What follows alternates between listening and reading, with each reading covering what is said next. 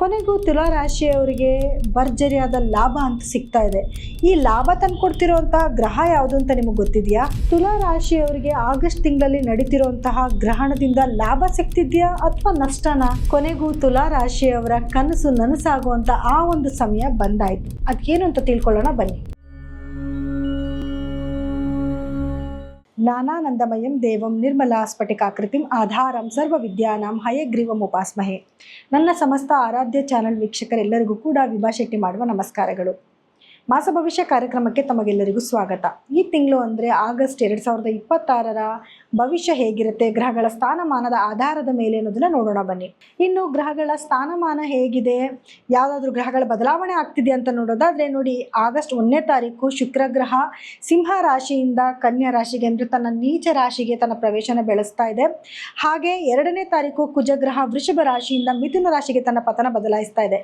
ಅದೇ ರೀತಿಯಲ್ಲಿ 5ನೇ ತಾರೀಕು ಬುಧಗ್ರಹ ಸಿಂಹ ರಾಶಿಯಿಂದ ಕಟಕ ರಾಶಿಗೆ ವಕ್ರ ಚಲನೆಯನ್ನು ಶುರು ಮಾಡುತ್ತೆ.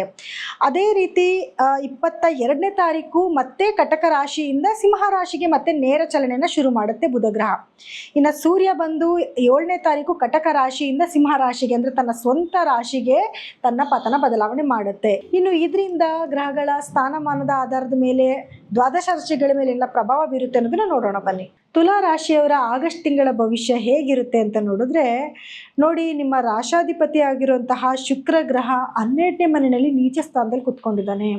ಸೊ ಇದರಿಂದ ಉತ್ತಮವಾದ ಲಾಭ ಸಿಗುತ್ತಾ ಅಥವಾ ನಷ್ಟ ಆಗುತ್ತಾ ಅಂತ ನೋಡಿದ್ರೆ ಹೌದು, ಸ್ವಲ್ಪ ಖರ್ಚಂತೂ ಜಾಸ್ತಿನೇ ಆಗುತ್ತೆ. ಖರ್ಚು ಜಾಸ್ತಿ ಆಗುತ್ತೆ. ಅದ್ರ ಜೊತೆಯಲ್ಲಿ ಆರೋಗ್ಯ ಸಮಸ್ಯೆಗಳು ಕೂಡ ಬರೋ ಸಂಭವ ಜಾಸ್ತಿ ಇರುತ್ತೆ. ಬಿಕಾಸ್ 12ನೇ ಮನೆ ಶುಕ್ರ ನೀಚ ಸ್ಥಾನದಲ್ಲಿ ಬೇರೆ ಇದ್ದಾನೆ. ಸೊ ಆರೋಗ್ಯದಲ್ಲಿ ಸಮಸ್ಯೆಗಳು ಯಾವ ರೀತಿಯಾದದ್ದು ಅಂತಂದರೆ ಗರ್ಭಕೋಶಕ್ಕೆ ಸಂಬಂಧಪಟ್ಟಿರುವಂಥದ್ದಾಗಿರ್ಬೋದು ಅಥವಾ ಗುಪ್ತಾಂಗಗಳಲ್ಲಿ ಸಮಸ್ಯೆಗಳು ಬರುವಂಥದ್ದಾಗಿರ್ಬೋದು. ಈ ರೀತಿಯಲ್ಲಿ ಆಗೋ ಚಾನ್ಸಸ್ ಜಾಸ್ತಿ ಇರುತ್ತೆ. ಗಂಡು ಮಕ್ಳಿಗಾದರೆ ಏನಾದರೂ ಅವ್ರ ವೈಫ್ ಯಾರಿರ್ತಾರೆ ಅವರ ಆರೋಗ್ಯದಲ್ಲಿ ಏರುಪೇರುಗಳಾಗುವಂಥದ್ದು, ಅಥವಾ ಮೊದಲೇ ಮದುವೆ ಸೆಟ್ ಆಗಿತ್ತು ಅಂತಂದರೆ ಅದು ಕಟ್ಟಾಗುವಂಥ ಚಾನ್ಸಸ್ ಕೂಡ ಇರುತ್ತೆ. ಸ್ವಲ್ಪ ಅಂದರೆ ಈ ಸಮಯದಲ್ಲಿ ಒಂಚೂರು ಕಷ್ಟಕರವಾದ ದಿನಗಳು ಅಂತಲೇ ಹೇಳ್ಬೋದು. ಬಿಕಾಸ್ ಲಗ್ನಾಧಿಪತಿನ 12ಕ್ಕಿದ್ದಾಗ ಖರ್ಚು ವೆಚ್ಚ ಜಾಸ್ತಿ ಇರುತ್ತೆ. ಆದರೆ ನೀವೇನಾದರೂ ಹೊರದೇಶಗಳಿಗೆ ಹೋಗಬೇಕು ಅಂದ್ಕೊಂಡಿದ್ರೆ ಎಜುಕೇಷನ್ ಪರ್ಪಸ್ಗಾಗಿರ್ಬೋದು, ಉದ್ಯೋಗದ ಪರ್ಪಸ್ಗಾಗಿರ್ಬೋದು, ಅಥವಾ ಸುಮ್ಮನೆ ಸುತ್ತಾಡ್ಕೊಂಡು ಬರೋಣ ಅಂತ ಹೋಗಬೇಕು ಅಂತ ಅಂದ್ಕೊಂಡ್ರೆ ಅದಕ್ಕೆ ಒಳ್ಳೆ ಸಮಯ ಆಗಿರುತ್ತೆ. ಆದರೆ ವಿಪರೀತವಾದ ಖರ್ಚಂತೂ ಖಂಡಿತ ಆಗುತ್ತೆ. ಖರ್ಚು ಜಾಸ್ತಿ ಆಗ್ತಾ ಇದೆ ಹಂಗಾರೆ ಹಣಕಾಸು ಬರ್ತಿದೆಯಾ ಅಂತ ನೋಡಿದ್ರೆ ಖಂಡಿತ ಬರುತ್ತೆ. ಯಾಕೆ ಅಂದರೆ 2ನೇ ಮನೆಗೆ ಗುರುವಿನ ದೃಷ್ಟಿ ಇದೆ. 2ನೇ ಮನೆ ಅಧಿಪತಿ ಆಗಿರುವಂತಹ ಮತ್ತು 7ನೇ ಮನೆ ಅಧಿಪತಿ ಆಗಿರುವಂತಹ ಕುಜಗ್ರಹ 9ನೇ ಮನೆಯಲ್ಲಿ ಸಂಚಾರ ಮಾಡ್ತಿದ್ದಾನೆ. ಇದು ಅದೃಷ್ಟಕರವಾದ ಮನೆ ಆಗಿರೋದ್ರಿಂದ ಅದೃಷ್ಟಕರ ರೀತಿಯಲ್ಲಿ ಹಣದ ಸುರಿಮಳೆ ನಿಮ್ಗಾಗತ್ತೆ. ಹಣದ ಸುರಿಮಳೆ ಆಗುತ್ತೆ ಅಂತಂದ್ರೆ ಕೂತಿದ್ರೆ ಹಣ ಮೈ ಮೇಲೆ ಸುರಿದು ಬಿಡುತ್ತಾ ಅಂದರೆ ಖಂಡಿತ ಇಲ್ಲ. ಪ್ರಯತ್ನ ಪಡಿ, ಒಳ್ಳೊಳ್ಳೆ ಅವಕಾಶಗಳು ನಿಮ್ಮನ್ನು ಹುಡ್ಕೊಂಡು ಬರುತ್ತೆ. ಭೂಮಿಗೆ ಸಂಬಂಧಪಟ್ಟಿರುವಂಥದ್ದಾಗಿರ್ಬೋದು, ಅಥವಾ ನಿಮ್ಮ ಪಿತ್ರಾರ್ಜಿತ ಆಸ್ತಿ ಬರುವಂಥದ್ದಾಗಿರ್ಬೋದು, ಅಥವಾ ಯಾವುದೋ ಅದೃಷ್ಟಕರವಾದ ವಿಚಾರಗಳು ನಿಮಗೆ ಗೊತ್ತಿರಲ್ಲ. ಯಾವುದೋ ಒಂದು ಕೆಲಸ ನಿಮಗೆ ಮಾಡೋಕ್ಕೆ ಬರುತ್ತೋ ಬರಲ್ವೋ, ಯಾವುದೋ ಒಂದು ಕೆಲಸದ ಆಪರ್ಚುನಿಟೀಸ್ ನಿಮಗೆ ಬರುತ್ತೆ. ನೀವು ಅಂದ್ಕೊತೀರಾ ಅಯ್ಯೋ ಈ ಕೆಲಸ ಎಲ್ಲ ನಂಗೆ ಬರುತ್ತಾ, ನಾನು ಮಾಡ್ತೀನ, ಇದರಲ್ಲೇನು ಲಾಭ ಬರುತ್ತಾ ಅಂತ ಸುಮ್ಮನೆ ಕೂತ್ಕೊಳ್ಳೋ ಬದಲು ಪ್ರಯತ್ನ ಪಡಿ, ಖಂಡಿತ ಲಾಭ ಸಿಕ್ಕತ್ತೆ. ಯಾಕಂದರೆ ಅದೃಷ್ಟ ಬದಲಾವಣೆ ಆಗೋದಕ್ಕೆ ಯಾವುದೋ ಒಂದು ಕ್ಷಣ ನಿಮಿಷ ಸಾಕಾಗುತ್ತೆ ನಿಮಗೆ. ಆ ರೀತಿ ಅದೃಷ್ಟ ಬದಲಾವಣೆ ಆಗುವಂಥ ಸಮಯ ಬಂದಾಗ ಅದನ್ನು ನೀವು ಸದುಪಯೋಗ ಪಡಿಸ್ಕೋಬೇಕಾಗತ್ತೆ. ಜೊತೆಗೆ ನೋಡಿ, ಗುರುವಿನ ದೃಷ್ಟಿ ನಿಮಗೆ 4ನೇ ಮನೆ ಮೇಲೆ ಬೀಳ್ತಾ ಇರೋದ್ರಿಂದ, ಕುಜನು ಕೂಡ 9ನೇ ಮೇಲೆ ಕುತ್ಕೊಂಡಿರೋದ್ರಿಂದ ಭೂಮಿಯಿಂದ ಲಾಭಗಳು ಜಾಸ್ತಿ ಬರುತ್ತೆ. ನೀವೇನಾದರೂ ಭೂಮಿ ತಗೊಳ್ಳೋದು, ಮಾರೋದು, ವ್ಯಾಪಾರ ಮಾಡ್ತಾ ಇದ್ರೆ ಅದರಲ್ಲಿ ಅಭಿವೃದ್ಧಿನ ಖಂಡಿತವಾಗ್ಲೂ ನಿರೀಕ್ಷೆ ಮಾಡ್ಬೋದು. ಅಥವಾ ನೀವೇನಾದರೂ ಸ್ವಂತಕ್ಕೆ ಜಾಗ ತಗೋಬೇಕು, ತುಂಬ ದಿವಸದಿಂದ ಮನೆ ತಗೋಬೇಕು ಅಂದ್ಕೊಂಡೆ, ಭೂಮಿ ತಗೋಬೇಕು ಅಂದ್ಕೊಂಡೆ, ಅವಕಾಶಗಳು ಸಿಕ್ಕಿಲ್ಲ ಅಂದರೆ ಇದು ಒಳ್ಳೆ ಸಮಯ ಆಗಿರುತ್ತೆ. ಈ ಸಮಯನ ನೀವು ಸದುಪಯೋಗ ಪಡಿಸ್ಕೊಳ್ಳಿ. ಆದರೆ 5ನೇ ಮನೇಲಿರುವಂಥ ರಾಹು ಮಕ್ಕಳ ಆರೋಗ್ಯದಲ್ಲಿ ಏರುಪೇರು ಮಾಡ್ಬೋದು. ಮಕ್ಕಳಿಗೆ ಏನಾದರೂ ಏಟುಗಳಾಗೋದು ಅಥವಾ ಅವ್ರ ವರ್ತನೆಯಲ್ಲಿ ಬದಲಾವಣೆ ಆಗೋದು, ಅದರಿಂದ ನಿಮ್ಮ ಮನಸ್ಸಿಗೆ ನೋವಾಗುವಂಥ ಚಾನ್ಸಸ್ ಕೂಡ ಇರುತ್ತೆ. ಇನ್ನು ನಿಮಗೆ 6ನೇ ಮನೆಯಲ್ಲಿ ಶನಿ ಕುತ್ಕೊಂಡಿರೋದ್ರಿಂದ ಕೆಲಸದಲ್ಲಿ ಇಷ್ಟು ದಿವಸ ಸ್ವಲ್ಪ ಕಷ್ಟಗಳೇನಿತ್ತು ಗುರು ದೃಷ್ಟಿ ಬೀಳ್ತಿರೋದ್ರಿಂದ ಅದು ಸ್ವಲ್ಪ ಸುಲಭ ಆಗುತ್ತೆ. ಇಷ್ಟು ದಿವಸ ನೀವು ಶ್ರಮಪಟ್ಟು ಕೆಲಸ ಮಾಡಿದ್ದಕ್ಕೂ ಕೂಡ ಪ್ರತಿಫಲ ಸಿಗುವಂಥ ಒಂದು ಸಮಯ ಆಗಿರುತ್ತೆ. ಬ್ಯಾಂಕಲ್ಲಿ ಲೋನ್ಗಳೇನಾದರೂ ಅಪ್ಲೈ ಮಾಡಿದರೆ ಇಷ್ಟು ದಿವಸ ಏನು ಡಿಲೇ ಆಗ್ತಿತ್ತು, ಇನ್ನು ಮೇಲೆ ಅದು ಫಾಸ್ಟಾಗಿ ಆಗುವಂಥದ್ದು, ಕೆಲಸಗಳಾಗುವಂಥದ್ದು, ಲೋನ್ ಸ್ಯಾಂಕ್ಷನ್ ಆಗುವಂಥದ್ದು, ಕೋರ್ಟ್ಗಳಲ್ಲಿ ಕೇಸ್ ಇದ್ದರೆ ಕೇಸು ನಿಮ್ಮ ಪರವಾಗಿ ಆಗುವಂಥದ್ದು ಎಲ್ಲನೂ ಕೂಡ ನೀವು ನಿರೀಕ್ಷೆ ಮಾಡಬಹುದು. ಇನ್ನು ಗುರು ಕೂಡ ಒಳ್ಳೆ ಸ್ಥಾನದಲ್ಲೇ ಕೂತ್ಕೊಂಡಿದ್ದಾನೆ. 10ನೇ ಮನೇಲಿ ಕೂತ್ಕೊಂಡಿರೋದ್ರಿಂದ ನಿಮ್ಮ ಉದ್ಯೋಗದಲ್ಲಾಗಿರ್ಬೋದು ಅಥವಾ ನೀವು ಮಾಡ್ತಿರುವಂಥ ಬಿಸ್ನೆಸ್ಗಳಲ್ಲಾಗಿರ್ಬೋದು ಪರಿಶ್ರಮ ಪಟ್ಟರೆ ಮಾತ್ರ ಉತ್ತಮವಾದ ಫಲಗಳನ್ನ ಖಂಡಿತ ನೀವು ನಿರೀಕ್ಷೆ ಮಾಡ್ಕೋಬಹುದು. ಇನ್ನು ಬುಧ ಗ್ರಹನೂ ಕೂಡ ಅದೇ ಮನೆಯಲ್ಲಿ ಇರೋದ್ರಿಂದ ನಿಮಗೆ ಬುಧನಿಂದ ಅಂದರೆ 12ನೇ ಮನೆ ಅಧಿಪತಿನೇ ಆಗಿರ್ತಾನೆ.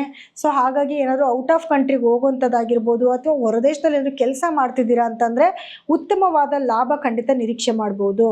ಆದರೆ ನೋಡಿ, ನಿಮಗೆ ಗ್ರಹಣ ಆಗ್ತಾ ಇದೆ, 10ನೇ ಮನೆಯಲ್ಲಿ ಗ್ರಹಣ ಆಗ್ತಾ ಇದೆ. ಸೊ ಇದರಿಂದ ಏನಾಗುತ್ತೆ ಅಂದರೆ ನಿಮ್ಮ ಬಿಸ್ನೆಸ್ಸಲ್ಲಿ ಕೆಲವೊಂದು ವೇರಿಯೇಷನ್ ಆಗೋ ಚಾನ್ಸಸ್ ಇರುತ್ತೆ. ಅಂತಂದರೆ ಉದ್ಯೋಗ ಅವಕಾಶಗಳು ನಿಮ್ಮನ್ನು ಹುಡ್ಕೊಂಡು ಬರ್ತಾ ಇದೆ, ಇಮ್ಮಿಡಿಯೇಟಾಗಿ ಅದು ಕೈ ತಪ್ಪು ಹೋಗುವಂಥ ಸಾಧ್ಯತೆಗಳು ಕೂಡ ಇರುತ್ತೆ. ಅಥವಾ ಅದೃಷ್ಟಕರ ರೀತಿಯಲ್ಲಿ ನಿಮಗೆ ಸಿಗುವಂಥ ಸಾಧ್ಯತೆಗಳು ಇರುತ್ತೆ. ಯಾಕಂದರೆ ಗ್ರಹಣ ಒಂದನ್ನೇ ನಾವು ಪಾಯಿಂಟ್ಔಟ್ ಮಾಡೋಕ್ಕಾಗೋದಿಲ್ಲ. ಬೇರೆ ಗ್ರಹಗಳ ಸ್ಥಾನಮಾನ ಅಂತ ನೋಡೋಕೆ ಬಂದಾಗ ಅದರಿಂದ ನಿಮಗೆ ಒಳ್ಳೆಯದೇ ಆಗ್ತಾ ಇದೆ. ಇನ್ನು ನಿಮಗೆ ನೋಡಿ, ಕೇತು ಜೊತೆಯಲ್ಲಿ ಸೂರ್ಯನು ಕೂಡ ಸಮಾಗಮ ಆಗ್ತಾ ಇದ್ದಾನೆ. ಅದು ನಿಮ್ಮ 11ನೇ ಮನೆಯಲ್ಲೇ ನಡೀತಿದೆ. ಗೌರ್ಮೆಂಟ್ ಕಡೆಯಿಂದ ಆಗಬೇಕಾಗಿರೋ ಕೆಲಸಗಳು ಸುಲಭವಾದ ರೀತಿಯಲ್ಲಿ ಆಗುತ್ತೆ. ಆದರೆ ಸ್ಪಿರಿಚುವಲ್ ಟ್ರಾವೆಲ್ ಕೂಡ ತುಂಬ ಮಾಡ್ತೀರಾ. ನೀವು ಅಂದ್ಕೊಂಡಿರೋದು ಎಲ್ಲ ದೇವಸ್ಥಾನಗಳಿಗೂ ಹೋಗಿ ಬರುವಂಥದ್ದು ಎಲ್ಲನೂ ಕೂಡ ನೀವು ಮಾಡ್ಕೊಂಡು ಬರ್ತೀರಾ. ಇನ್ನು ನಿಮಗೆ ಪರಿಹಾರ ಏನು ಮಾಡ್ಕೋಬೇಕು, ಕೆಲವೊಂದು ಸಮಸ್ಯೆಗಳಿದೆಯಲ್ಲ, ಇದಕ್ಕೆ ಪರಿಹಾರವಾಗಿ ಏನು ಮಾಡ್ಕೋಬೇಕು ಅಂತ ನೋಡಿದಾಗ ನೋಡಿ, ಮೊದಲನೇದಾಗಿ ನಿಮ್ಮ ರಾಶ್ಯಾಧಿಪತಿಗೆ ಅಂದರೆ ಶುಕ್ರ ಗ್ರಹದ ಬೀಜ ಮಂತ್ರಗಳನ್ನ ಪಠನೆ ಮಾಡ್ಕೊಳ್ಳೋದು ಅಥವಾ ಶುಕ್ರ ಗಾಯತ್ರಿ ಮಂತ್ರನ ಪ್ರತಿದಿನ ಪಠನೆ ಮಾಡ್ಕೊಳ್ಳುವಂಥದ್ದು, ಮತ್ತು ಲಕ್ಷ್ಮೀ ದೇವಿಯ ದೇವಸ್ಥಾನಗಳಿಗೆ ಪ್ರತಿ ಶುಕ್ರವಾರ ದಿವಸ ಹೋಗುವಂಥದ್ದು, ಬಿಳಿಯ ಬಣ್ಣದ ವಸ್ತುಗಳನ್ನ ದಾನ ಮಾಡೋದು, ಅಕ್ಕಿ, ಹಾಲು, ಮೊಸರು, ಸಕ್ಕರೆ ಅಥವಾ ಬಿಳಿಯ ಅವರೆಕಾಳು ಇದನ್ನು ಡೊನೇಟ್ ಮಾಡೋದು. ಅಂದರೆ ನಿರ್ಗತಿಕರಿಗೆ ಡೊನೇಟ್ ಮಾಡೋದ್ರಿಂದನೂ ಕೂಡ ಶುಕ್ರ ಗ್ರಹದಿಂದ ಆಗ್ತಿರುವಂತಹ ಕೆಲವೊಂದು ಸಮಸ್ಯೆಗಳು ಖಂಡಿತವಾಗ್ಲೂ ನಿಮಗೆ ರೆಡ್ಯೂಸ್ ಆಗುತ್ತೆ. ಇದೊಂದೇ ಮೇಜರ್ ಪರಿಹಾರ. ನಿಮಗೆ ಇದೊಂದು ಪರಿಹಾರ ಮಾಡಿಕೊಂಡ್ರೆ ಬರುವಂಥ ಸಂಕಷ್ಟಗಳನ್ನ ಖಂಡಿತವಾಗ್ಲೂ ನೀವು ತಪ್ಪಿಸ್ಕೋಬೋದು. ನೋಡಿ, ಇಲ್ಲಿವರೆಗೂ ಹೇಳಿರುವಂತಹ ಫಲಾನುಫಲಗಳು ಗ್ರಹಗಳ ಸ್ಥಾನಮಾನದ ಆಧಾರದ ಮೇಲೆ ಆಗಿರುತ್ತೆ. ಆದರೆ ನಿಮ್ಮ ವೈಯಕ್ತಿಕ ಜಾತಕನ ತೋರಿಸ್ಕೊಳ್ಳೋದು ಬಹಳ ಮುಖ್ಯ ಆಗಿರುತ್ತೆ. ಯಾಕೆ ಅಂದರೆ ನಿಮಗೆ ನಡೀತಿರುವಂತಹ ದಶಾ ಭುಕ್ತಿ ಆಗಿರ್ಬೋದು ಅಥವಾ ಗ್ರಹಗಳ ಸ್ಥಾನಮಾನ ಆಗಿರ್ಬೋದು, ಅದಕ್ಕೆ ತಕ್ಕ ಪರಿಹಾರಗಳನ್ನ ಮಾಡ್ಕೊಳ್ಳೋದ್ರಿಂದ ನಿಮ್ಮ ಜೀವನದಲ್ಲಿ ಏಳಿಗೆ ಮತ್ತು ಒಳಿತನ್ನ ಖಂಡಿತ ನೀವು ನಿರೀಕ್ಷೆ ಮಾಡ್ಬೋದು. ಸೊ ನಮ್ಮಲ್ಲಿ ಏನಾದರೂ ನೀವು ನಿಮ್ಮ ಜಾತಕನ ತೋರಿಸ್ಕೊಬೇಕು ಅಂತಂದರೆ ಸ್ಕ್ರೋಲ್ ಆಗ್ತಿರುವಂಥ ನಂಬರ್ಗೆ ನೀವು ಕರೆ ಮಾಡಿ ನಿಮ್ಮ ಜಾತಕನ ಪರಿಶೀಲನೆ ಮಾಡಿಸ್ಕೋಬೋದು. ಸೊ ಇಷ್ಟೊತ್ತವರೆಗೂ ಕೂಡ ನಮ್ಮ ರಾಶಿ ಭವಿಷ್ಯನ ಕೇಳಿದ್ದಕ್ಕಾಗಿ ಪ್ರತಿಯೊಬ್ಬರಿಗೂ ಕೂಡ ಧನ್ಯವಾದಗಳು.